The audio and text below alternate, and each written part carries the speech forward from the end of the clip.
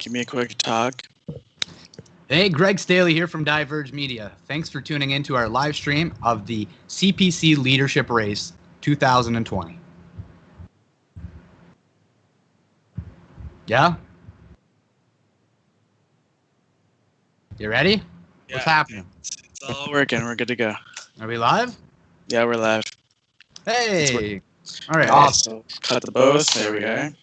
All right, thanks everybody for joining us. Diverge Media, I'm Greg Staley. Project Vista on the other side. We're gonna kill a little bit of time. We got some important issues to talk about. We're gonna talk about the mask mandate. We're gonna give a little bit of like background on each leadership contestant. We're gonna go through the scandal, SSC, and a few other things. So let's start on the mask mandate. Do you have that video queued up? The mask mouth one. Mask mouth. Yep. Okay. So here is. Do you want to talk over? Is what you want to do? No, let the video play, and then I'm going to talk about each clip is about 30 seconds, and we'll introduce the topic, and then we'll go from there. Okay. Real estate manager Jennifer Verbecki wears a mask all day. My breath stinks. She's not the only one. Everybody's complaining about their bad breath. Dentists say they are getting overwhelmed with patients complaining about what's being called mask mouth. A lot of people with more inflammation, more cavities, more gum disease. It's due to dry mouth, which happens when we try to get more air through a mask by breathing with our mouth instead of our nose. It's hot. It feels so much better. What can you do to avoid mask mouth? First, brush thoroughly. Then use a scraper like this to remove bacteria on the tongue. That's disgusting. I can't believe that just came out of my mouth.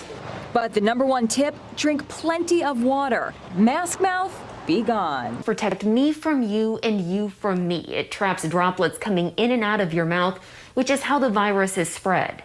But many people still wearing these incorrectly, which can lead to the spread of germs. One of the biggest mistakes is wearing it just covering your nose or your mouth. It has to cover both to keep you and others safe.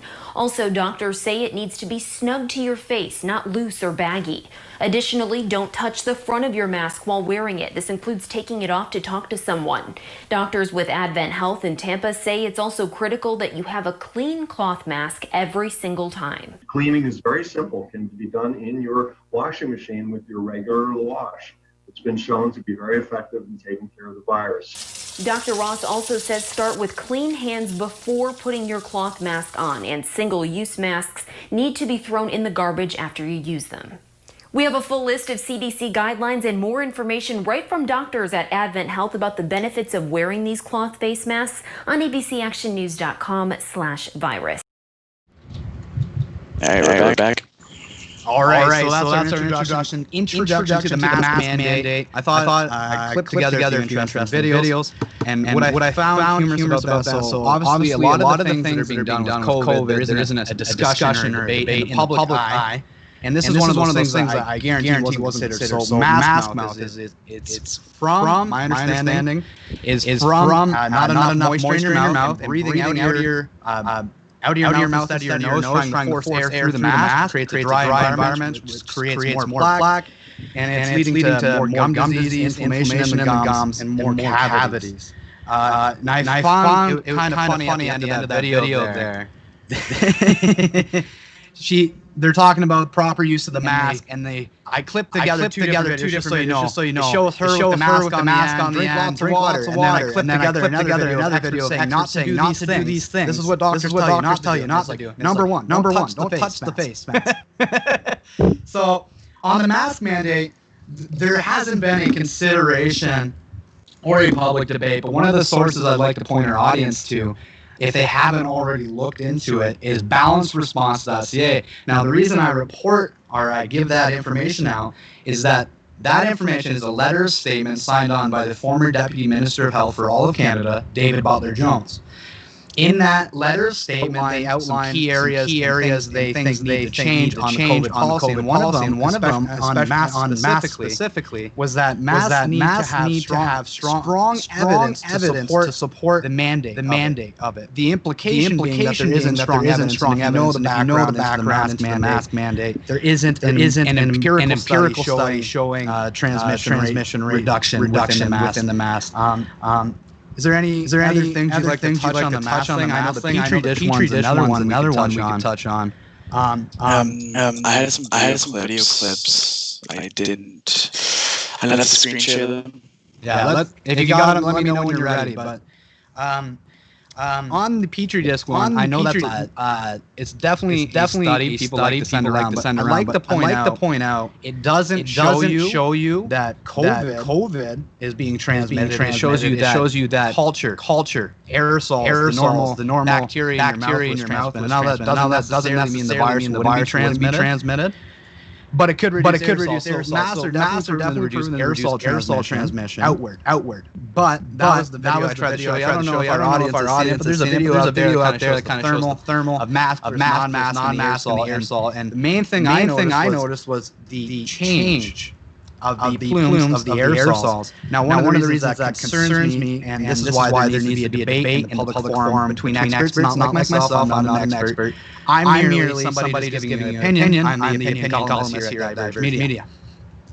But as somebody on the mask mandate, there needs to be a public debate on this. There's been no studies that show it empirically. And yes, it does reduce aerosol transmission outward. But one of my concerns is that the transmission on this thermal imaging shows transmission mask, no mask. When the aerosols, when you have a mask on, the aerosols go out and up. And now the concern is, we know, I've heard Fauci say, Dr. Fauci in the United States, that the most common form of transmission is eyes and mouth. Now, if we're constantly having things like this plume out and we have the bacteria and we're carrying the COVID virus, we're now actually transmitting the viral loads to places that are high-touch areas. That can be a concern. That could be a way to transmit it or possibly get it ourselves. Over time, we know that asymptomatic transmission is less than 5% of known, keyword known, and followed transmission. We'll do a video on that later this week. It's actually directly from the Dr. Vanderhoven. I can't remember her name exactly. She talked about the known studies of asymptomatic transmission are extremely rare, less than 5%. They studied and followed families in the home. People weren't even getting sick. People that had COVID in the home. It was extremely rare. Now the models, the predictions estimate up to 40% transmissibility, and that's where a lot of the fear came from on the side of caution. But now we know known transmission extremely rare. So that's where I stand on the mask thing. If you want to wear a mask, then do so. I'm not sure. I know it reduces aerosols, but I'm not sure it's transmission of COVID, and there's no empirical study supporting that. If you can show me one, I'll be shocked, but it doesn't exist. Change my mind. All right. What do we got next? So I did have a video to screen share onto this, but if I add it together to put on the live stream, but I can't switch until you're done talking. So it's other stuff already.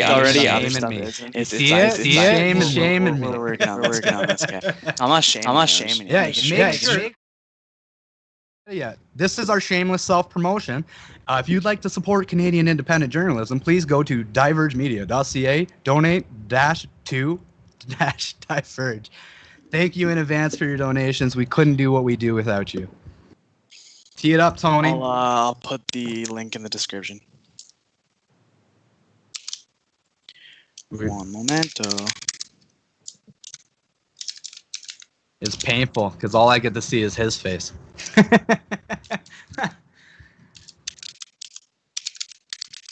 Yeah, you're the only one on the live stream right now. Ah.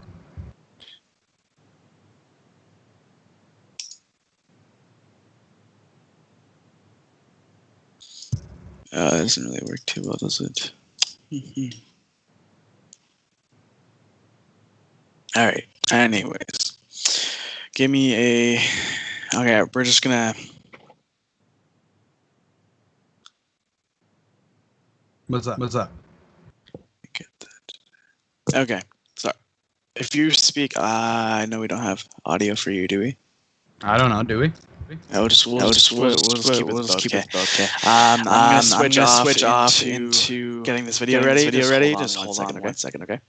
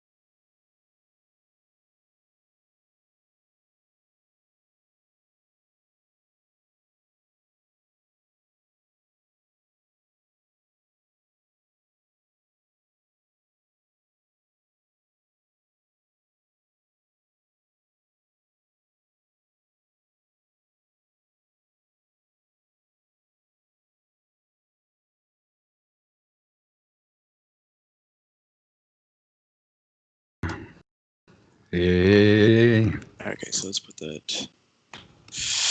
We are just Okay, you good? started. Yeah, I'm just adding you into this one.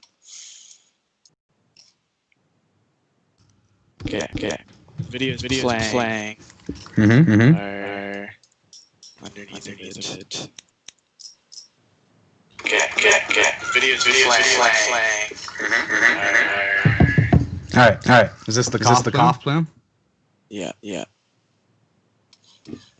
I can't see you, unfortunately. You're gonna have to let me know when it's ended. So leave. But let this play in the background. That's the cough simulation showing the plumes, correct? Yes. So if you watch the live stream on your phone, just turn off the audio. Because you want to see what we're seeing. Everyone else seeing. So that's over now. We'll probably restart it too. Kind of lost part of it. Yeah. Again. Okay, so sorry for the technical difficulties. We're still learning live streaming software. This is the very first go with live stream software. So we thank you for your patience. It will get more professional as we go along here. All right. So this is the video. The video is currently on an ad. I don't know if I can. Let's show this again. Yeah, we'll get that video up at the plume. The video you're gonna see. Okay. Here we go. The video you're gonna see is of the plumes I was talking about. If you were involved, or if you got to hear that little bit of conversation. One second. Endocrine is not.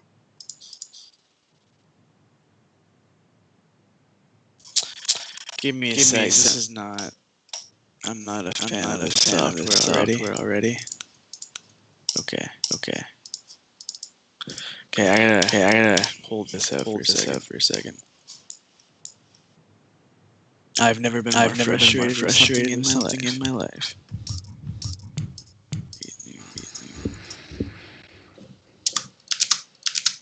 All right, so it's back up.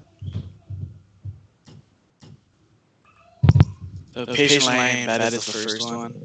So you kind of get a without a mask. Just kind of get an idea of what it looks like from someone that exhale with kind of like an infrared kind of look.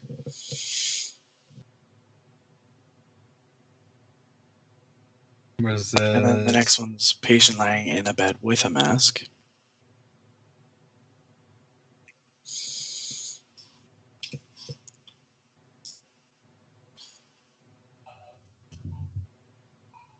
This is definitely an interesting video. It's not the one I expected. This one's showing plumes of a patient laying down.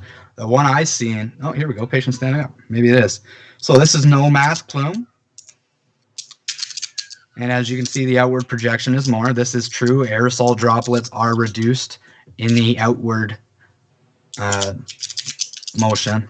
But here's with the mask. And this was my point. If you're asymptomatic or you had low amount of COVID but not enough to affect you, now the plumes are going to the most high-touch areas of your face that you're going to be touching and possibly touching your mouth and eyes with. So this could potentially lead to more illness or more symptomatic transmission.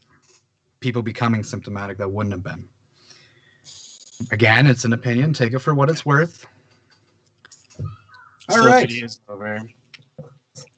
Nothing to sneeze at, eh? I don't know. I guess. I don't know what you found. It's switching over. There we go. Perfect. All right. Let's check in here. I'm going to re-upload the conservative live stream for the ballot. Or for the, is it finally up, or are they finally going to decide? It's going to be started, live stream's supposed to start at 5:30. So it should be under ballot vault. I have the live stream showing. Can you pull that up?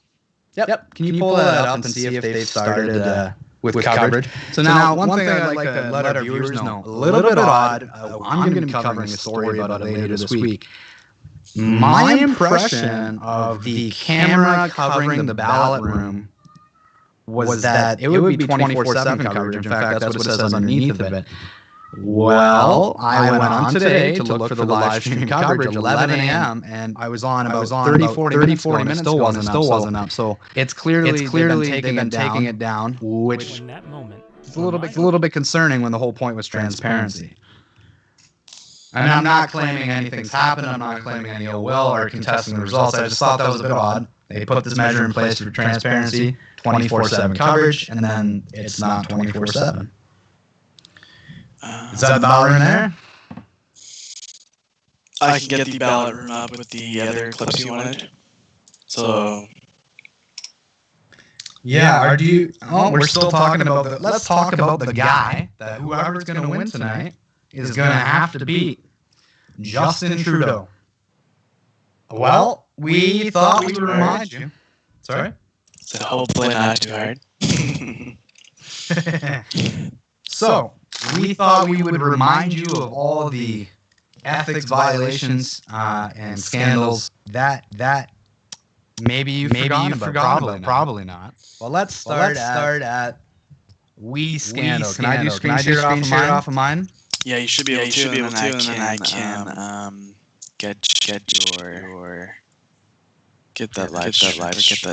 screen share over top of this. All right. Well, I got it up now. Can you see it? I see it on my Skype. I gotta bring it into this though. Okay, so Sorry, we're gonna perfect. So, wait 1 minute here. We got a B article over top of us already. You can start talking. All right. This time it involves family. This is from a BBC article covering We Scandal. So I thought they did a pretty good job, actually, ironically, outside news agencies covering at least describing what has happened. So We Charity Canada would have received up to $3.5 million from management under that agreement. So back to it. He created a volunteering program for students who volunteer at $10 an hour, which is Canada's minimum wage.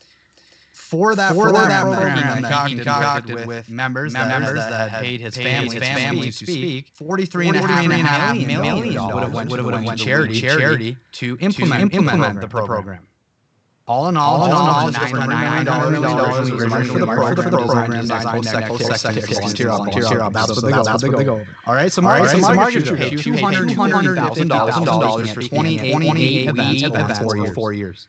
The brother, Alexander, was paid $32,000 for speaking at 8 between 2017 and 2018. Mr. Trudeau also made appearances himself, including his first ever event in 2007, according to news site and his wife Trudeau was the well-known podcast for the charity. Some expenses related to the events were also reimbursed to Trudeau family members. The Prime Minister recused himself from cabinet discussions related to the decision to grant the contract. He is apologized. That seems to be the common theme here. The Prime Minister is, I'm sorry. I'm sorry I got caught. I'm sorry. Hey, so the feedback is really bad. Everyone is very right. And I don't know why. I'm not sure. Is that better? That sounds better. Is it working? Is that better? Oh, shoot. I can't have the TV on unmuted. Yeah. Can you still hear me? Can you still hear me? Hello. It's getting still feedback, and I can hear you, but it's still giving feedback for whatever reason. I turned down everything on my side here. Is that better? Second.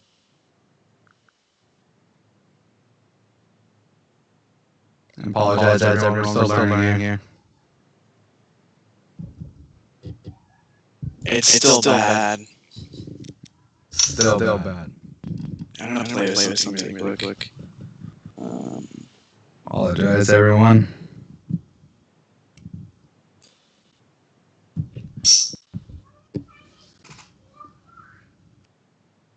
Well, unfortunately, we're struggling here.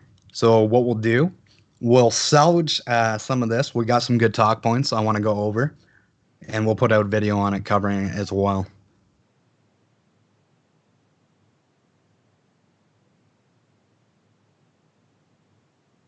Any better with the feedback? All right, so I got it going. So I guess when I have both of us on screen, the audio comes from Skype for both of us on both of our video sources. So when I mute myself, there's like no feedback. Well, good to know. All right, moving on. Scandal, continuation of his behavior. Real question for me, why won't the RCMP investigate? Where there's smoke, there's fire, and there certainly seems to be lots of smoke on the scandal, and it's frustrating to Canadians to not see a follow-through on the matter. The Prime Minister didn't recuse himself. Canadian political theorist David Moscrop says this country is governed by a fairly small circle of elites, and there's a cult of the insider that buttresses this, that produces these kinds of scandals fairly routinely. Well, that's comforting. That's the structural problem, that Canada ends up being a small country governed by a small handful of people. All right. You want to tee up that scandal video? Yes. It's the one that you sent me, right? It'll be in the live stream clips. It's at the beginning. Okay. I believe. Do you want to talk over it or just let it play? Just let it play. Okay.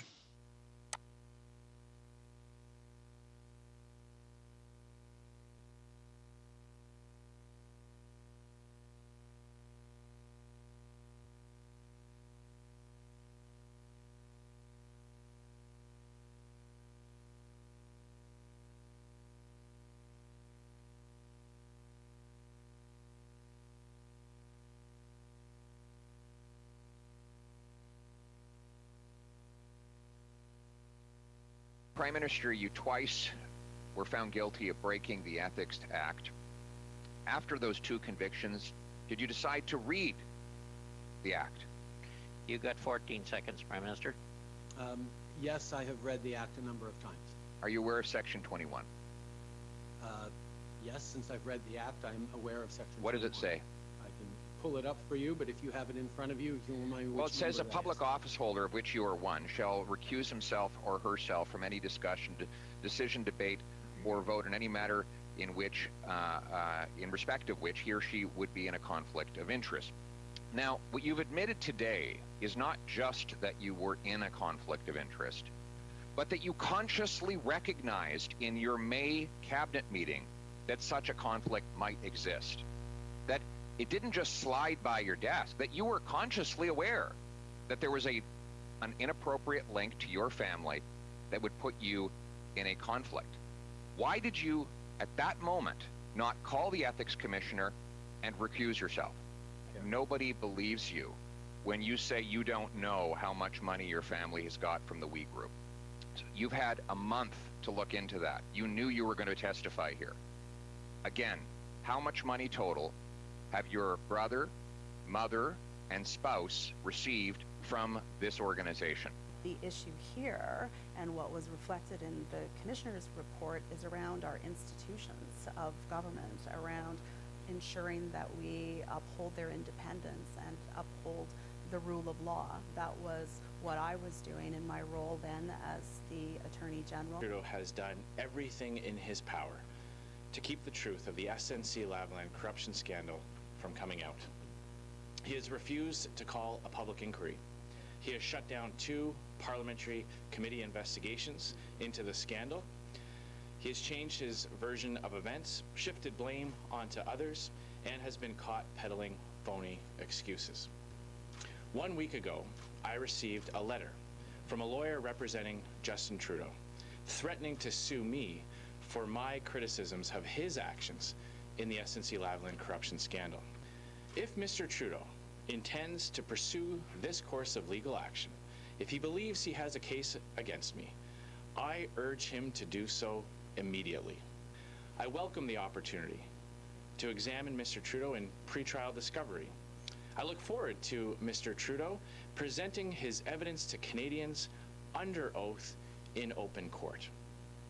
And based on what I hear, I'm certain Canadians will welcome this as well.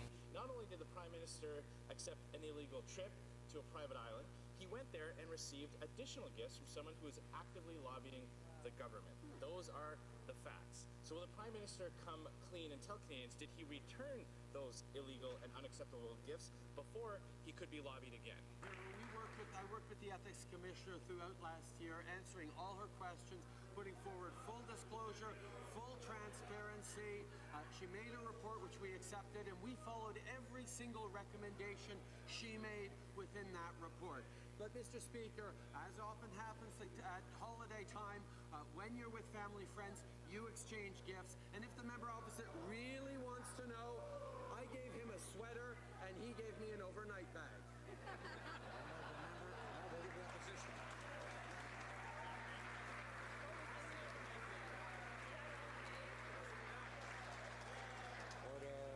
Order. The honorable leader of the opposition. Order. Mr. Speaker, it was the fact that he accepted the gift in the first place that broke the ethics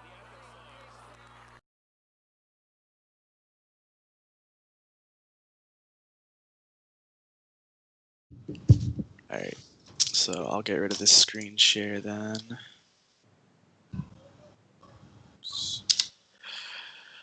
Alright, so we're gonna bring up the, I really hope there's audio for this, but we'll see.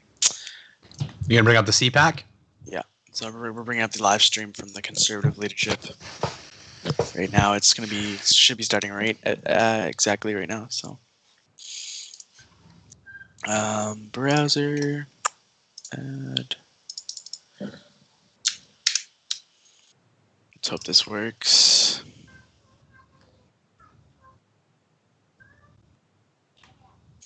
Can you, how's this gonna work? It won't play.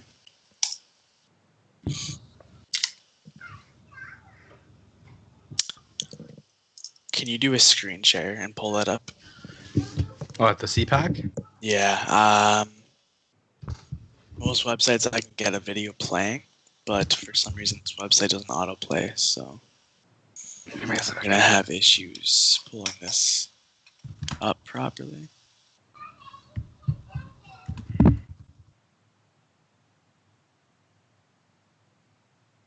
Come on.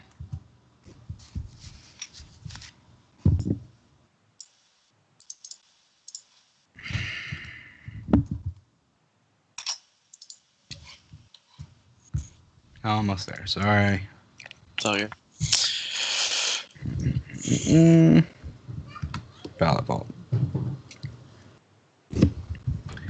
So it should be on the CPAC site. Do you want me to send you a link? I'll send you that. I had it. It's this link. And then they changed it. I sent it to you in Messenger. Yeah, I got it. You stopped me on screen share, right? I will be adding you back on screen share in a second. Yes.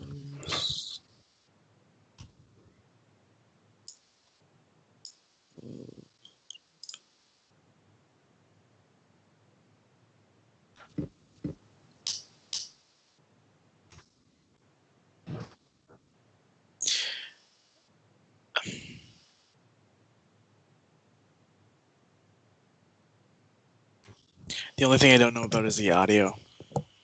Yeah, are we voiced over? We will be, but I don't know if there's going to be audio for this, so I'm going to have to figure that one out.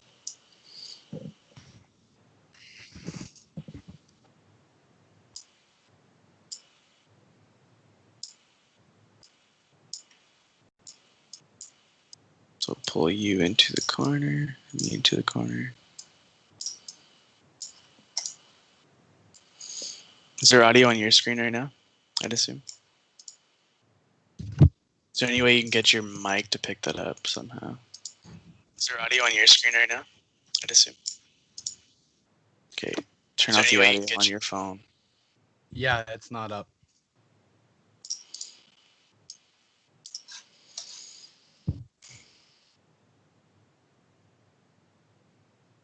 Doesn't do a screen share of audio.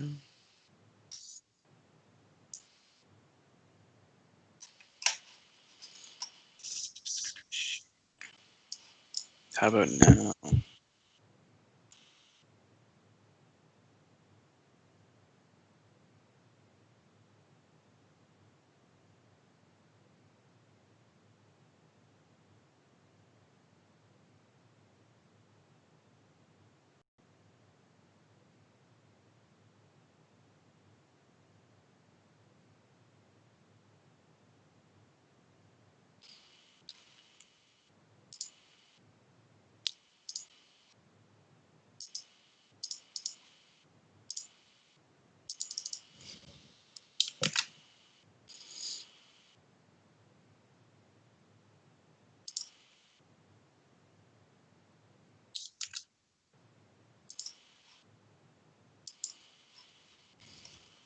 Okay, I'm just seeing if this will actually.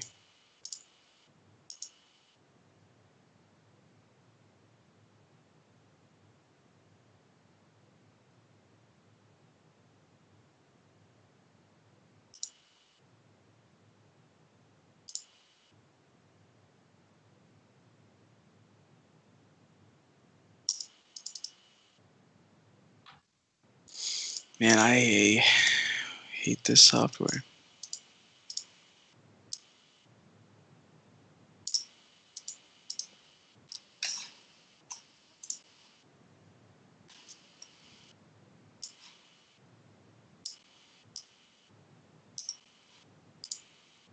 Hey, what are you doing? I'm trying to add the actual browser so that it might actually give me video. Oh, no. It's because I share my audio share screen. I probably didn't do it. Stop share.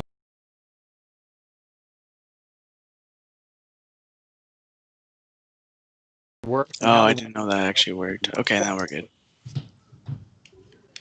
Well, basically, As our viewers may know, the ballots are preferential ballots, as you say, ranked ballots. So every voter has already cast his or her vote. Go a little bit He's bigger, chosen bring his it first up. choice or her first choice, and they are also free to choose other choices after that, second, third, or fourth, but they don't have to. The ballots are then tabulated. Each riding has 100 points. So each riding, even those with thousands of members compared to those with a dozen members, all have an equal weighting of 100 points. So if a candidate ends up getting 60% of the support in that riding then that translates for that candidate to 60 points. If another candidate gets 15% of the vote in that riding, then they get 15 points from that riding. All the results are put together, and what we're going to see here is an announcement ballot by ballot. If there's only one ballot, that will be it. But if there's subsequent ballots, they're going to go one at a time. And in addition, they're going Get ready to be to let me announcing voice across the over country. here in a minute. So we're going to see the provincial results. And just as an example, it's going to start in BC, then it's going to go to Newfoundland, then it's going to be Alberta, then it's going to be They're British able to Columbia, hear then it's you going to right now. finish in Vote Ridge, Ontario. All right, so we'll go ahead. I was going to mention too, with 100 points for each riding, the big number is 33,800 points, and the on this magic topic, number, they're talking 50 about plus 1 is each riding is worth 100 points. 900. Now everybody's counted out. So that is a Sloan in magic this number you're going race. to be watching later on But for when those they watching announce at home, results. if you've To been win this watching thing, you have his to have 50% Facebook and plus his 1, Twitter, and that's the man has 16,901 been votes, more than half a of man those on a mission 33,800 going to votes. every Right. So riding you have to be kind of good in math he's to been follow pulling along out with good this process crowds, tonight. and he's So been relentless in that's this. why we We'll have see if that the pulls it out for commentators him we have with tonight. us tonight. Every one of them is very good in math, and you'll see that demonstrated this evening as we watch along. So that is the number. You'll see as these numbers ramp up, and that'll depend on how many ballots it takes. That this is the number 16,901. When you see that threshold crossed, we've got the new party leader. Let me show you some of the shots I think we can see coming in. I mentioned the candidates are not on site in that hall. They're in separate rooms. I think we've seen a couple of shots now where we can see family members gathered. They're at the Westin Hotel, which, if you know downtown Ottawa, is sort of attached to the Shaw Convention Centre. So there are different rooms. There's the O'Toole room. So we'll be seeing different shots throughout the evening of the candidates and their supporters and family members and workers, and a glass of white wine. They'll be gathered to watch these results from next door to the convention center, all because of COVID-19 and the distancing policies. And wow, there's been no other convention run like this. Let's bring in the panel of party commentators.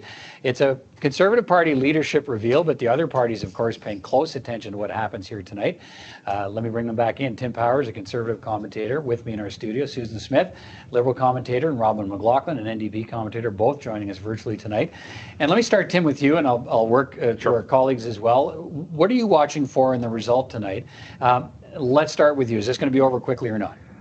Yeah, that's the what is it? $175,000 question. Speaking of all the votes that have been cast.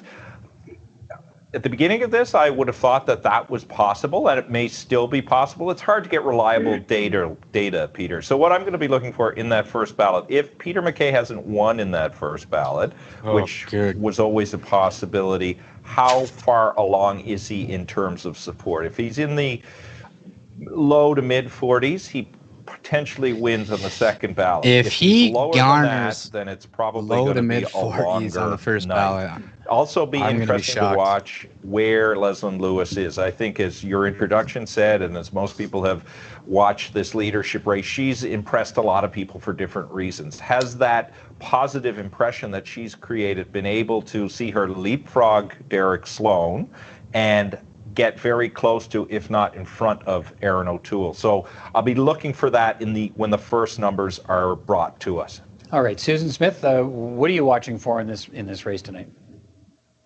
I'm also watching for Leslyn Lewis. I think it's going to be very interesting. People obviously expect Peter MacKay and Erin O'Toole to be in the 1-2 position, 1-2, which one, who's there. But seeing how well Leslyn Lewis has done, this longer contest has actually benefited her. It's enabled her to raise more money. She's raised nearly $2 million. It's enabled her to get in front of more people, not in front of more people, but be heard and be known and be seen by more people. And in the middle of it all, we've had Black Lives Matter. And we have an articulate, extremely well-educated, highly polished, smart woman of color, a black woman from Canada, first time ever to run for the leadership of the Conservative Party. And so what I'm watching for is to see how well she does, because it will tell me how much this party wants to change. I don't know how much. I don't know if I like that assessment. With Peter or they end up with Aaron, it's kind of same old, same old. Derek Sloan, I think, is where his vote. Why does anybody care about this lady's opinion? That's the thing I'm going to be watching with the most interest. The rest of them, I'm not so excited about. All right, so Robin McLaughlin, just a little bit of context for our viewers. She's not very excited about any of the contestants except how much do social conservatives still drive the agenda? I want to turn that video down. They're the challenge conservatives have when they go to Canadians during an election. Even Peter MacKay himself called Andrew Scheer's social conservative views kind of now. And if you recall, the leadership race that Andrew Scheer eventually won had Bernie on every ballot that last one. And it was, it's as most have noted, it was largely the support of social conservatives that pushed Andrew Scheer over the edge. So I think Leslyn Lewis is absolutely the story. Her candidacy is the story of this race. I think she's a very interesting candidate, a very strong candidate, but she's also a social conservative. And I think, as Tim noted, where the candidates are in that first ballot and how, if Peter MacKay is ahead, how much is he ahead really matters, because Derek Sloan is likely going to be the first one to drop. He's a social conservative, a very bizarre candidate in many ways, but his support is likely going to go to another social conservative candidates, perhaps Leslyn Lewis. But how much can either O'Toole or MacKay draw from the first candidate who drops off? All right, we're going to drill down on the candidates in a moment, but let me move to, let's put this moment in context, Tim. A new leader takes over as the governing Liberals look to hit the reset button rather, with a speech from the throne September 23rd. Proroguing Parliament in the midst of the WE controversy. The Finance Minister, Bill Morneau, is out. We have a new Finance Minister, Chrystia Freeland. What's the likelihood that a new Conservative Party leader will want to try to defeat the government on a vote of confidence that could come as soon as this fall? Well, I think a new Conservative leader may want to vote against the government, but not necessarily see them defeated. Look, it'd be, unless there is a precipitous... It's hard to see any scenario where a Conservative leader, given what we've seen and what we've heard, could support a speech from the throne. Correct, but there's ways for people to be Just absent. 1 second, I'll be right back here, and guys. if there is a deal with the NDP, the Conservatives can foment about that, rage, and do all that is necessary. Knowing they can vote against it, but knowing the government they can vote against it. But look, that's less. It's a month from today. Today's the 23rd of August. That's the 23rd of September. Unless there is a precipitous drop in the polls for the Liberals, and there's no evidence yet that that's about to happen. In fact, they've rebounded a little bit. A Conservative leader, I think, would be wise to find a way to get through the speech from the throne and focus on bringing the might of opposition to the federal budget whenever that comes. And isn't the challenge that whoever wins, given that short time frame, the party has to do more than oppose the government. The party has to show what the alternative is for Canadians. This can't be a repeat of the 2011, 2015, and 2019 campaign, the Stephen Harper approach. And that's not to be critical of the former Prime Minister, but I think candidates have been too reliant on that model. This party has to be bold, it has to be brave, and it has to speak to voters that have moved away from the party, that are no longer comfortable there. And that, that again, as Susan rightly pointed out, someone like Leslyn Lewis has created this new strategic asset for the Conservatives that if she doesn't win, whoever does would be wise to bring her very, very close to them as they go forward. What about the context of this, the timing of this leadership vote in the context of the rest of the political story in this country? What are your observations on that? Well, I think the party is really going to benefit from the bump that they normally have after a leadership convention. There may be a slight blip, but I wouldn't suggest that there's a big bump coming. I don't think a whole lot of people have been paying attention. They're focused on COVID. They're focused on their families. They're focused on, can we get my kids back to school? What kind of classroom scenario? Am I getting back to work? Am I keeping my job? And so the Conservative leadership race, I think, is largely slid or flown under the radar screen. I think Conservatives can't present the same kind of party that they did in 2011, 2015, and 2019. And here's the danger.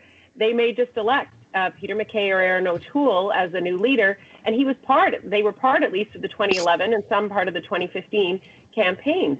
And Aaron O'Toole was part of the 2019 campaign. So they signed on to this old way of doing things, and they will have to largely repudiate what they did the old way in order to convince new people to come forward. So timing allows a new leader to make amends in caucus, get to know the party, start to regroup and figure out what the platform's going to be. So I think there's some benefit to them with the throne speech this fall, and I agree with Tim. I don't think anybody will be triggering the Conservatives won't be triggering an early election, though they definitely won't be voting in favor of the throne speech. Rob McLaughlin, what do you think, where's the NDP on this when it comes to a speech from the throne and whether it's prepared to pull the plug?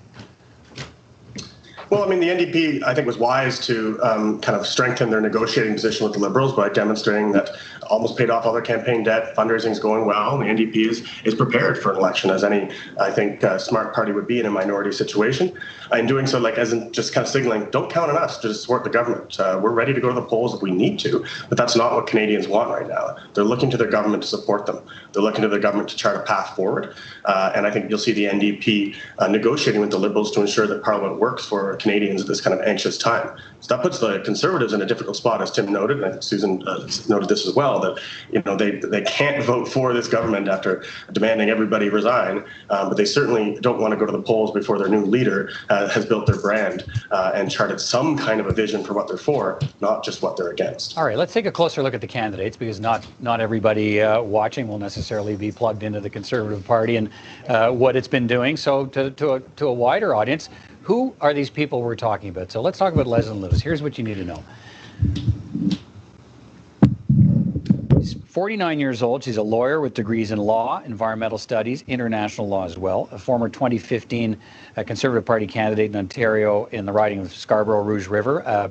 Dropped in at the last moment when the candidate who had been on the ballot had been planning to run had to leave that race. She's a former vice chair of the Ontario Trillium Foundation. Describes herself as pro-life and social conservative, says the Conservative Party should have no hidden agenda. She's in favor of free votes on issues of social conscience, and she's hoping to broaden the party's support among women and racialized minorities. Here's part of the pitch she's been making to voters in the party. Next election won't be won by who gives out the best tax breaks. It's going to be won by the party that can look Canadians right in the eye and tell them with sincerity that they're going to put them first. It's going to be won by a leader who's willing to toughen penalties and consequences for politicians who break ethics and conflict of interest laws. It's going to be won by a leader who puts Canada first in all areas of policy. That is why, as your leader, I will be sticking to the issues. I won't be focused on attacking Trudeau. His failings have been very public. He has had many opportunities to change his ways, and he has refused. Canadians are watching this unfold right now. Instead, I'm going to focus on offering a principled conservative alternative. Empty room. Under my leadership, our party will become a beacon of transparency. We will It's show socially distanced. what it Yeah, it's means gotta to build a culture tricky to of accountability, where your leaders answer the questions and not just with mere talking points.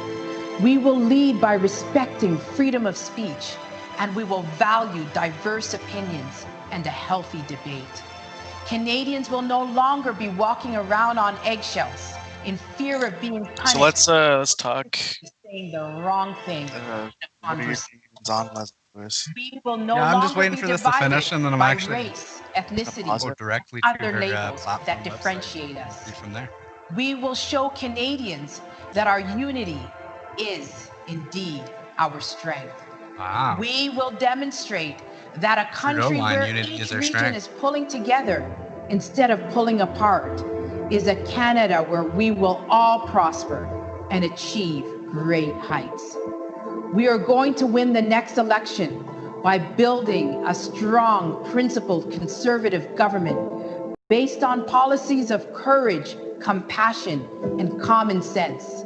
And united together, we will bring Canada together again. Do you think they give the full campaign video pitch for each continuing coverage here of the Conservative Party leadership reveal? Just being revealed that the reveal is Say that one more time. The reveal is delayed. During 90 minutes. 90 minutes. Started at 6 o'clock. They're now talking. Either they're behind or something's fishy. let me know when we have Martin, who's got the latest details with us. Can we there. pull Let me up know if the you can hear me. actual, like, see, and this is the other thing, the All actual right, Martin vote Stringer's counting in the got ballot the room has latest been pulled information. down. It was down all Martin, day. this is, I think, in many ways, the From 11 nightmare a.m. when I scenario for checked the this party morning. to plan the big reveal, I'll double and check. there's another delay in the Give it a big check reveal. now. So what's going on? Let's put that question to the person who's in the middle of it, the basically the head of the whole leadership convention. Lisa Raitt is with us. Lisa Raitt, can you tell us, what do you know? We just know that it's been put off by an hour and a half, 90 minutes. Yeah. What do you know? Why would that be? Sure. We want to get the program started at 7:30. And what we've discovered is that with so many votes coming in, it really has been a process in getting them fed into the machines. Now, I was over there earlier today. There's a lot of people in these rooms. They're working efficiently. They're working Is it the hard. YouTube link? Because There seemed to have it's run still into some down. problems with respect to how the ballots were being opened. And as a Wow. result, it's just slowed down to make sure we verify those ballots and that the scrutineers from all the teams are happy with the fact and way in which these ballots are being cast and that they're being fed into the machine. So better safe than sorry. So because I mean, for our viewers, they have watched CPAC, and many times we've been live with the convention. We Yeah. have seen electronic voting systems go down. She We have is seen telephone troubled. lines go down. Hairbrush. We've seen irregularities in the balloting. Press This, slips. though, let's to remind people, you're doing this physically in a secure room. She's under pressure. Oh yeah, she You're is saying not that liking there's just been a what delay, or she's is been there putting. irregularities, or There's what? no irregularity at all. And the important part to remember, Martin, is that each candidate has scrutineers in that room at various tables. So there's So lots each of people candidate that has they've been locked up scrutineers at since each 3 table. a.m. this morning. And one of the things she making sure said is this is that being all the carried scrutineers out have in to be the most happy. And to me, transparent that's and an efficient implication way. that they So they are aren't, taking longer than they which could say anticipated to something. actually feed and process the ballots. A lot of ballots to do. I think But that's there's the way reason to it be is. We'd rather have skeptical the from the right result last than to have a rush year. result. So, And you, so in that reason, room, you touched on. so We'll you're just not turn hearing this this down a from little bit one here. Keep camp, on in a the background. scrutineer saying things There's are not being definitely done reasons to be properly. skeptical. No, Purely a matter of in what, regards to time, this. This is resources? all about the leadership timing, election. If and you you know follow the what? last After this leadership is over, election, the scrutineers are going to Maxime be able Bernier, to come out and and he's speak to been the very vocal process about and it, stuff that but happened in there. When I was in there the this reality morning, was there's everything over was working 7,000 as it ballots should. cast Okay, a number of that didn't ballots. How belong many to ballots any again? Over members. It was a 740, narrow over margin, less I think 174,000 7,500 votes. ballots. Okay, so Deloitte, the some company people would that say, was well, hired to if do 2 or 3 the hours ago, vote it was as if it counting, was sailing along when swimmingly, the and you were discrepancy on was a very time, close but now race, an hour Maxime and a Bernier's half team, I delay. believe, Yeah, reached I'm Hey, going to you go back and gotta listen to turn the on conversation that audio myself all the as way. to what happened, but we thought it was Sorry? important to make sure we get the Your audio information on the out to video people on the who are live stream expecting to see something happening at Turn it off 6. all the way. But once we start at off 7:30, all we're the going way to roll 'cause it's through way this too quickly. loud. Okay, Is that Lisa better? Raitt, thank you very much. Thank you, Martin.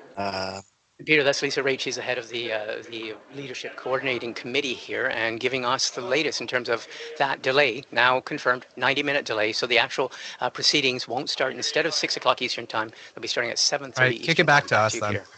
Right, and Okay. I can tell you we'll have that for you live on CPAC if it's 7:30. If it's later, we'll have it for you then. But let's.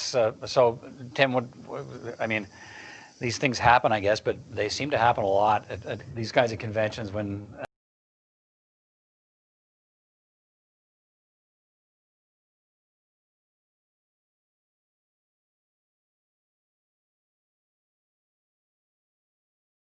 Find out there are too many ballots to count. Like that could have been, wouldn't that be known at 4 Wow. o'clock, 3:30, 3 o'clock? Not in there. I don't know. I think, as Lisa said, Just us then? They locked people in at 3. I understood they were supposed to start at 4 a.m. Just us? Look, it's obviously not good news for the Conservatives that this is delayed. This is probably the big moment of the convention. Now, will there be a general? Is it just me and you now? You gotta stop screen sharing, or else it just keeps playing the audio. Or turn off your audio from the screen I share. just turned off the audio. It's all good. I'll double check. Okay. Yeah, so let's touch on it. Let me know when you're all good, and we'll talk about why the discrepancies in the vote counting is so important if you know the history of the Conservative Party. We good? Yeah, everything's good. Okay, so last election, there was over 7,000 ballots cast that did not belong to Conservative members. Maxime Bernier lost by a margin of about 7,500 votes. Deloitte, the company that was hired to do the vote counting, was reached out for comment by, I believe, Maxime Bernier's team about the discrepancy. Deloitte's response was, you'll have to reach out to the Conservative Party themselves. We didn't do the vote counting. We were hired to, but ultimately we didn't do it. They did. And then the Conservative Party said, nothing to see here. Votes are counted. It's all good. And they destroyed all the ballots the same night. Now, insert 2020. This current leadership race. We were on at 11 a.m. It's supposed to be a 24/7 live ballot room. You can watch everybody doing all the counting. 10 minutes to 6, CPAC is informed that they have too many ballots to count all of them. His point, how do you not know? It's like 10 minutes to 6. How are we just finding out now you have too many ballots to count? In addition, their live stream is down. I cannot find the live stream showing the ballot room currently. Yes, there is scrutineers for each team. Lisa Rayette indicated that maybe, perhaps, there is scrutineers not happy right now. If we could go back, unfortunately, we don't have that, but I wish we could go back and replay. Can we do that on the live stream? Can you go back and just play Lisa Rayette's comments? I don't believe you can rewind a live stream. Okay, so we'll have to figure this out. We'll follow up on this video. Lisa Reyes seemed concerned. That was my takeaway. She seemed a little bit concerned that the scrutineers were concerned. It's a high-pressure situation again, and she's in the middle of it. But let's pull away from that. They say 90 minutes it's been delayed. 90 minutes. So at 7 o'clock again, it will be going on from there. We will not be continuing the coverage all the way into that time. We will take a break probably around 6:30 and maybe come back again around 7:30, 8 o'clock to see where we're at with the votes. Now, let's just talk about the man that is currently our prime minister and some of the things that he has done. Now, one of the things that I wanted to talk about, okay, to the viewer that may be listening, Justin Trudeau, veterans, they're asking for more than we can give right now.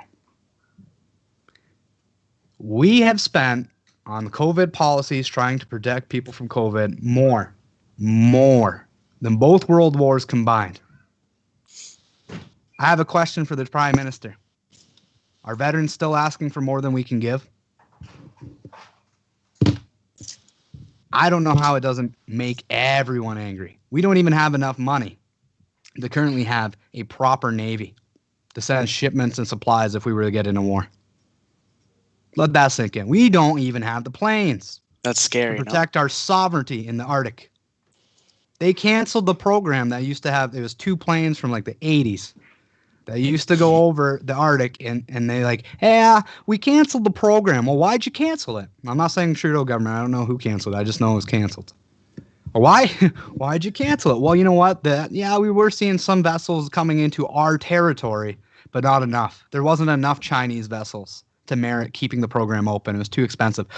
That $600,000 or $800,000 a year program, whew, too much. But $1 billion to the CBC, nothing. I'd like to add, more than we can give, and now they're extending the CERB to, I think it's like what, $1,200 a month, $400 a week. 120 hours. Get this. You only have to work under the new EI rules, 120 hours, and you will qualify for $400 a week. So you have to work 120 hours a month. That's 3 weeks at full time. That's nothing. That anybody could do that, and they will. I could do that. I don't like to assume ill of people, but I'm sorry. If you put out an incentive for people to do things that are bad people will do them. And it is an incentive. You only have to work 120 hours. I get you want to help people that are vulnerable. 120 hours is 3 weeks. And if we want to talk about, COVID's been hard on business. No, COVID has not been hard on business. Government has been hard on business with COVID policy, period. If you've been safe to go to Walmart, and I will fight anyone over this. If you've been safe to go to Walmart, you've been safe to go to the LCBO, your mom and pop shop wasn't the danger zone. 20 to 30% of small business gone forever. The deficit projected at $1 trillion. $1 trillion. More spent fighting COVID than both world wars combined. We fought 2 world wars for less. Are you kidding me? Look me in the eye and tell me, Mr. Prime Minister, that you couldn't have spent the money any better. And we know that you clearly could have, because you have ethics violation after ethics violation after scandal that proves you don't give a damn about the taxpayer. Veterans asking for more than we could give. Bullshit. Bullshit. Pardon my language. But as somebody who I left my reserve. I was a member of the 11th Field Artillery Regiment in the reserves. I left because of what's going on with COVID policy. I said to my up the chain of command, I said, I feel I can do more to serve my country by doing this with the media than I can by serving it. And you want to talk like these people aren't asking for much. Imagine being a proud member of the military and they fit you up for your uniform. And by the way, I was in 5 weeks and I still wasn't fitted.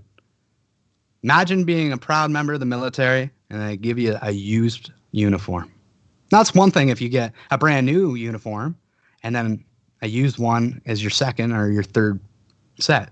But you would be lucky to get 2 or 3 and then it's used oftentimes. And if you're tall or you're short or you're an odd size, more likely. Asking for more than we can give. Don't even have enough ammunition to do live training exercises consistently to be prepared the way they asking for more than we can give. Don't even have enough for the Navy to protect our north, to keep the Arctic sovereign, asking for more than we can give. When aren't they asking for more than we can give? And this whole COVID thing brings it all into perspective. The Prime Minister will do anything he sees fit if he will benefit and if he sees fit. And how do we know? SNC, Aga Khan, and we. That's how we know. We scandal, family ties, $250,000 paid to his mother to speak. I got an idea. There's this volunteer program that pays less than minimum wage. We can get them to implement it. We'll give them $43.5 million to do it. Oh, my family spoke there.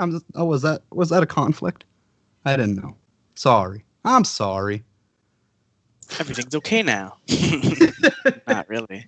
I'm sorry I don't even know if anybody's listening. I honestly can't even see our viewer count. I am ranting at this point. But you know what?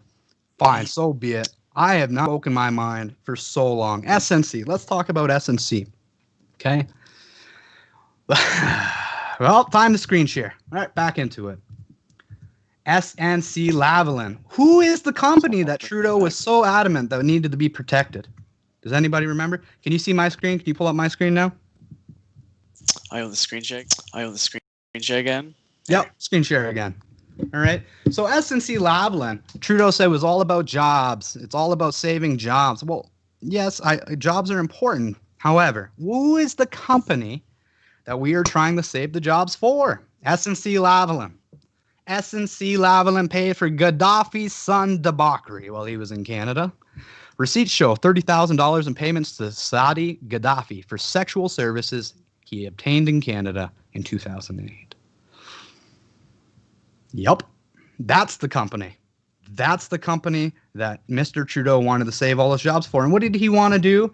He wanted a deferred prosecution. What is a deferred prosecution? Oh, here we go. Let's pull it up. Deferred prosecution. They had been caught doing all sorts of bad stuff with Gaddafi, bribing Libyan officials. Okay? So Trudeau changes the law, offers a way for a business that has, here, let's just read it, deferred prosecution. He offered a way out for these businesses through deferred prosecution. Definition: a deferred prosecution agreement, which is very similar to a non-prosecution agreement, is a voluntary alternative to adjudication in which a prosecutor agrees to grant amnesty in exchange for the defendant agreeing to fulfill certain requirements. In essence, we won't charge you criminally if you pay us money. We won't charge you with the criminal stuff if you pay the bribe. Pay the fine. Back to it. Judy Wilson-Raybould refused. Let's go to it. Ethics, straight from the report itself. Oh, it's getting good. All right, is it up? Everything's a little bit delayed. We apologize here. All right. This is directly from the ethics violation report on SNC Lavalin. You can look it up yourself. It's 266. The evidence showed that on September 17, 2018, Mr. Trudeau and Mr. Wernick impressed on Ms. Wilson-Raybould the need to find a solution. You got to find a solution, Judy. Got to find a solution. They cited SNC's impending board meeting later that week. That does have no bearing on her decision. and the economic consequences, including job losses and relocation. Again, no consequences on the bearing of her decision that would arise. They then raised the upcoming provincial election in Quebec. Mr. Trudeau's status as a member of Parliament for Quebec riding in close proximity to SNC-Lavalin's corporate headquarters. Oh no. It was following these later comments that the Attorney General asked Mr. Trudeau whether he was politically interfering in a criminal prosecution. Hey, are you telling me you're trying to political interfere in this criminal prosecution? Well, I did offer a law for you. I did give a way out, Judy, a deferred prosecution agreement. That was the first instance of Mr. Trudeau seeking to influence Ms. Wilson-Raybould's decision in the matter. 268. Despite Ms. Wilson-Raybould's direct advice to Mr. Trudeau, the evidence showed that her warning was discounted and ignored because her senior staff continued to receive unsolicited entreaties to reconsider her refusal to intervene in the matter. Why won't you give them the ability to pay the fine instead of being held criminally responsible, Ms. Wilson-Raybould? That's not okay. I made the law so you could do that. Several witnesses testified that the degree to which the company was serious about taking measures to protect its business interests constituted new information that could be presented to the Attorney General. According to the evidence, Ms. Wilson-Raybould had already considered the economic consequences and did not view this information as sufficient to revisit her original decision. This is the theme, again and again and again. You want to know what happened? They shifted her out into Veterans Affairs. Oh, you didn't give us what you wanted. We got to find a solution. Well, you didn't find the right solution. So you're going to go to Veteran Affairs, that thing we don't care about at all because we never care about our veterans. Just look at our track record. Back to it. The idea. So they say, go seek external advice. Go seek some other advice. They keep trying. They keep pressuring. They keep doing all these different things. You can read it all right here in the report. 281. I find all these tactics troubling. As Prime Minister, Mr. Trudeau was the only public office holder who, by virtue of his position, could clearly exert influence over Ms. Wilson-Raybould. The authority of the Prime Minister in his office was used to circumvent. The authority of the Prime Minister in his office. He used his office to circumvent, undermine, and ultimately attempt to discredit the decision of the Director of Public Prosecutions, as well as the authority of Ms. Wilson-Raybould as a Crown Chief Law Officer. And you won't give me the answer I want, I'll shuffle somebody in who will, and guess what? They got the deal. SNC, Justin Trudeau. All right, you want to go back to CPAC and see if there's probably no update on the person that will be trying to replace this Prime Minister.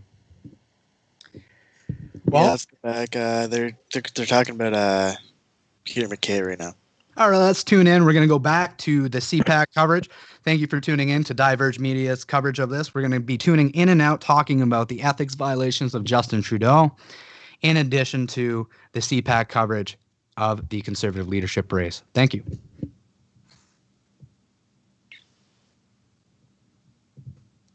So get your audio back up on the screen share. They can still hear us no matter what. So if we want to talk, we'll have to make a phone call and mute your mics on Skype. All right, here we go. Pandemic. And I think that challenge that all Conservative candidates would have is how to connect to Canadians when about small government and these Conservative ideals when government has played such an important and necessary role in all of our lives for the past 6 months. Okay, let's move on to Aaron O'Toole. Let's start with what you need to know about Aaron O'Toole. Here's the background. All right, so Aaron O'Toole, 47 years old, also a lawyer. He's the MP for the Ontario riding of Durham. He's been there since 2012. Former Veterans Affairs Minister in the Harper government, former member of the Canadian Forces. He finished third in the 2017 CPC leadership race that was won, as we know, by Andrew Scheer, I think ballot number 13. The most we're going to get tonight when it finally does start is 3 ballots. So, he's also been talking about climate change, focus on making industry pay through a national industrial regulatory and pricing regime across the country. And he says social conservatives will have a seat at the table if he is the leader of the party. He's also, we should say, a number of occasions referred to Peter MacKay as sort of liberal light. So he's painted Peter MacKay as a sort of left-leaning conservative, and he promises to be the true blue conservative. So, Robin, let me start with you. Aaron O'Toole, what do you think? Sorry. But just before we get to Robin, let's hear the pitch that Aaron O'Toole's been making recently about controversy around the government and what he's going to change. Canadians know that the Conservatives will get our books back in order, get our country competitive again, and make you proud of an ethical, principled government that is looking at the best interests of Canadians, not of liberal lobbyists and corrupt insiders. I will hold Trudeau to account on day one as leader of the Conservative Party in the House of Commons. I'm the only one that can do that. And from there, we will whittle down their credibility and defeat them in the election that will likely come in the next 6 months. We don't have time to miss holding them to account in the House of Commons. We don't have time for leaders to find their footing over several years and learn how to lead. We need somebody that can fight in both languages, hold their feet to the fire, and bring back ethical government to Ottawa again. Votes are arriving for Conservative members. I need your vote in this leadership. Canada needs us to form a strong and principled Conservative option to get rid of the corrupt insiders and incompetence of the Liberal government. What are the hundreds of thousands of Canadian families reeling in unemployment, collecting emergency response benefits think about $40,000 gift vacations and insiders getting ahead at the expense of Canadians? That's corruption, and in fact, it's immoral. I'm going to fight for you. Serving in government is about serving the people, not self-serving. That's what the Liberals do. It's time for a true blue leader to clean out Ottawa. The stink of corruption is getting pretty thick. Join me in this fight. Let's take back Canada. All right, Robin, let me bring you in this. So he's painting himself as the true blue leader that the party needs. But I also picked up a couple of things in there. There was, I think, a little bit of a shot against Peter MacKay, saying from day one he'll be ready to take on Justin Trudeau in the House. Peter MacKay, of course, would need to get a seat. But also, I think, against the other candidates, suggesting we don't have time for leaders to sort of figure out the job and figure out how to. All right, we thank everybody for tuning in. We're going to be popping up another live cast. Unfortunately, they've delayed it till about 7 o'clock, so we're going to tune in hopefully for 7:30, and we will be talking about the coverage from there. Thank you for tuning in. If you'd like to support independent journalism, please visit divergmedia.ca/donate-to-diverge. We'll be back we will be back for 7:30, and stay tuned, okay? Thank you. Perfect. Do I just hang up? Yes.